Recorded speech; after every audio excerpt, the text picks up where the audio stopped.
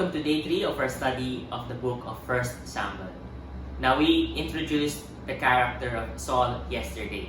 So what happened is, Samuel chapter 9, God chose Saul to be king and he asked Samuel to anoint Saul. So even though they were warned already, the Israelites were warned already that they will have a bad king, and since they did not mind, and since God chose Saul to be their king, it does not mean that God chose a bad king.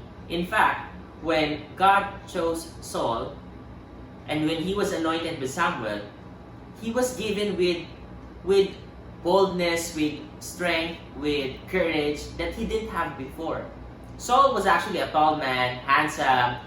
He has a good build, and he's fit for a king in terms of appearance, but he did not have the strength, he did not have the courage and the spirit to be a king. And when he was anointed, the Spirit of God gave him the courage. He became very bold, he became very courageous, and he became fit for a king. So he led Israelites as a king. So he started out as good because the Spirit of God was with him. What happened to Saul? So Saul, apparently, even though at first he was very timid, but he was emboldened, he was strengthened by the Lord.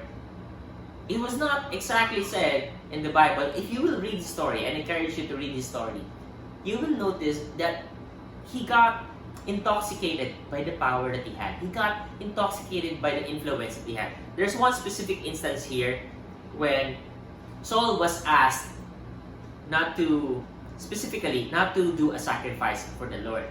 He was reminded by Samuel. Samuel said, "You wait for me, because I will do the offering because I'm the priest."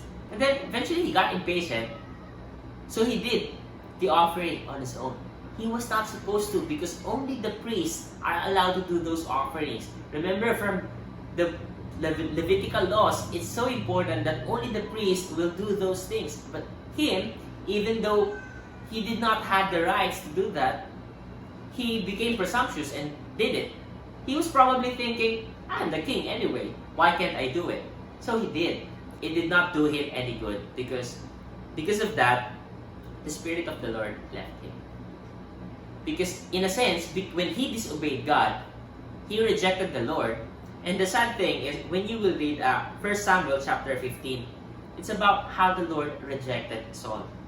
And Samuel said, verse 17, "Though you are little in your own eyes, are you not the head of the tribes of Israel? The Lord anointed you king over Israel.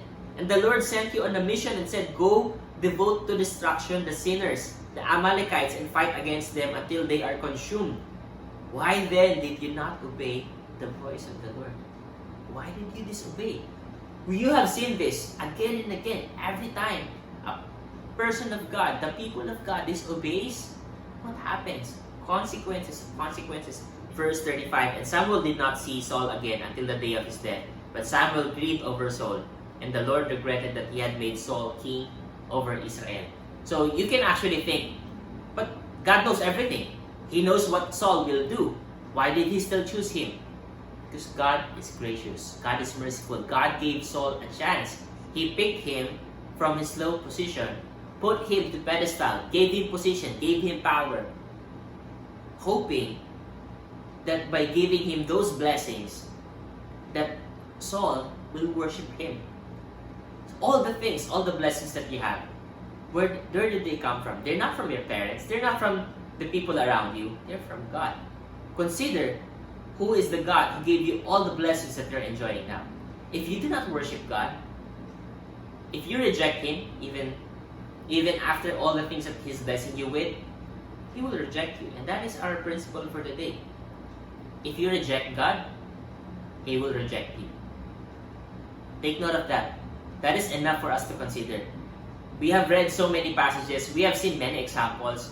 This is clear. If you disobey God, you will face the worst consequences, which is His presence will move away from you. That's what happened to Saul.